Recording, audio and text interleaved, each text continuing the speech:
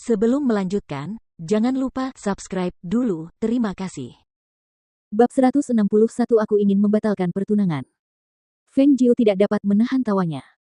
Pandangannya kemudian menyapu ke 8 pria yang menatapnya dan dia melanjutkan berkata, kalau begitu, aku akan menerima token komando. Mengenai mereka semua, tunggu sampai aku bebas dan kita lihat saja nanti. Segera setelah suaranya mereda, dia berbalik dan berjalan keluar. Kembali ke kediaman Feng Jiu menyibukkan diri dengan menyingkirkan orang-orang yang ditinggalkan Suruo Yun di dalam rumah besar itu. Hanya dalam waktu 3 hari, ia menata ulang semua yang ada di kediaman Feng dan merapikan seluruh tempat itu. Dan dalam 3 hari yang sama, kondisi tubuh Feng Xiao juga berangsur-angsur pulih.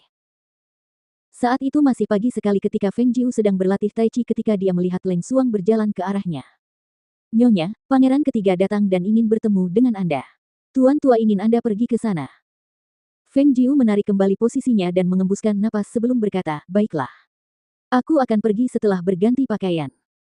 Feng Jiu sudah berjalan menuju kamarnya saat berbicara ketika dia tiba-tiba berhenti dan bertanya, baiklah, bagaimana kabar saudaraku di pasar gelap beberapa hari ini? Tuan muda baik-baik saja. Nyonya tidak perlu khawatir, saya sudah meninggalkan instruksi di pasar gelap. Baguslah. Feng Jiu lalu menganggukkan kepalanya dan masuk ke kamarnya untuk berganti pakaian sebelum membawa Leng Suang bersamanya saat dia keluar ke aula utama di depan. Di aula depan. Yi Xuan, lelaki tua ini tahu kau benar-benar pemuda yang luar biasa dan aku sangat puas dengan dirimu.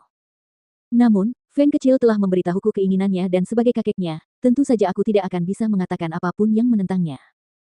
Oleh karena itu, kupikir sebaiknya aku memberitahukannya kepadamu hari ini dan kemudian aku akan pergi ke istana suatu hari nanti untuk menjelaskan situasi ini kepada penguasa agar dia membatalkan pertunangan. Mendengar itu, Murong Yi Xuan menatap patriark tua dan berkata, Kakek Feng, jangan pergi ke istana dulu.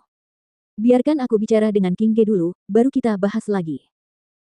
Kemarin, dialah yang ingin pertunangannya dibatalkan dan sekarang, dialah yang ingin membatalkan pertunangan itu. Apakah karena dia tidak dapat mengenalinya dan itu membuatnya marah? Kakek. Terdengar suara dari luar.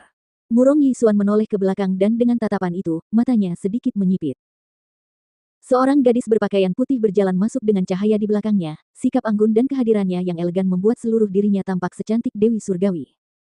Namun, saat dia melihat wajah itu, pesona yang sebelumnya dia rasakan memudar hingga tidak ada jejak yang tersisa. Wajahnya penuh dengan bekas luka yang panjang, sangat rusak sehingga penampilan aslinya tidak dapat dikenali lagi. Kulit di wajah itu hampir hancur total, tampak sangat mengerikan. Bahkan saat melihatnya, hatinya tidak dapat menahan diri untuk tidak gemetar dan meringis. Ada semacam rasa sakit yang menusuk, rasa iba, bercampur aduk dengan rasa terkejut dan tercengang. Dia tidak pernah tahu bahwa wajahnya telah rusak sedemikian parahnya. Feng kecil, kau di sini. Ketika patriark tua melihatnya, matanya menyipit dan dia langsung tersenyum lebar. Dia kemudian berdiri dan menatap ke arah Murong Yi Xuan dan berkata, kalian berdua harus mengobrol dengan baik. Setelah mengatakan itu, dia berjalan keluar dari tempat itu. King Ge, ayo kita menikah. Dia mengutarakan niatnya datang ke sini sambil menatap Feng Jiu. Mendengar itu, Feng Jiu melirik ke arah Murong Yi Xuan dan berkata, bukankah kakekku sudah memberitahumu bahwa aku ingin membatalkan pertunangan ini? Dia berjalan ke kursi utama dan duduk, sementara pelayan membawakan teh untuknya. Aku tidak keberatan jika wajahmu rusak. Dia mengira Feng Jiu membatalkan pertunangan karena wajahnya telah rusak. Lagi pula, sebelumnya dia sangat bergantung padanya dan perasaan yang dia miliki terhadapnya tidak dapat dengan mudah dihilangkan hanya karena dia mengatakannya. Mendengar kata-kata itu, Feng Jiu tertawa. Kurasa kau salah paham. Aku tidak bermaksud membatalkan pertunangan ini karena wajahku telah rusak, tetapi karena aku menyadari bahwa aku tidak mencintaimu, dan itulah alasan mengapa aku membatalkan pertunangan ini. Suaranya acuh tak acuh, sikapnya anggun dan lesu, tidak menunjukkan sedikit pun jejak kegelisahan atau rasa rendah diri dengan wajahnya yang penuh bekas luka yang disajikan di depan mata Murong Yi Xuan. Saya tidak percaya itu. Tatapannya terus tertuju padanya. Aku tidak percaya kau tidak mencintaiku. Kita telah berbagi perasaan yang begitu kuat satu sama lain selama bertahun-tahun, bagaimana mungkin kau tiba-tiba berhenti mencintaiku hanya karena kau mengatakannya?